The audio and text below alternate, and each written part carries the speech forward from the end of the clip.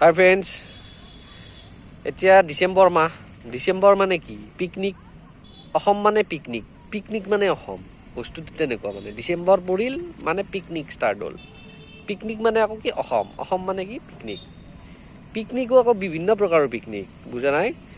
স্কুলৰ পিকনিক এটা আছে, হাই ছেকেণ্ডেৰী কলেজৰ পিকনিক আছে, বেকাৰ সন্থাৰ পিকনিক আছে, গাঁৱৰ ল'ৰাৰ পিকনিক আছে, অফিচ সন্থাৰ পিকনিক আছে, আকৌ কিছুমান আমাৰ পিকনিক আছে আৰু এটা এনেই পিকনিক আৰু ফেমিলি পিকনিক এটা আছে, আৰু কিছুমান এনেই পিকনিক আৰু ব'ল আজি পিকনিক খাওঁ। পিকনিক বহুত। কিন্তু পিকনিক মানে কি? অসম মানে পিকনিক, পিকনিক মানে অসম। কিন্তু পিকনিক মানে কি? ল'ৰাকেইটাৰ কাৰণে পিকনিক মানে কি? বেলেগ একো নাই।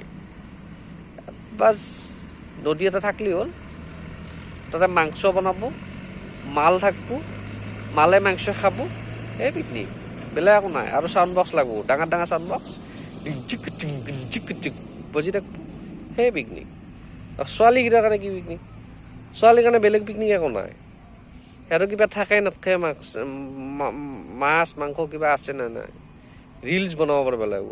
নদীৰ পানীত হাতেদি একবাৰ লাৰি দিব, একবাৰ কিবা কৰি দিব, কোনোবা গা ধুব, কোনোবা পানীখিনি ভৰি দি চুই থাকিব, ৰিলছ বনাব মোবাইলটো উল্টাই পেল্টাই, এই পিকনিক। গতিকে পিকনিক মানে অসম আৰু মানে অসমত পিকনিকটো এনেকুৱা ধৰণৰ মানে এতকৈ বেলেগ নাই আৰু।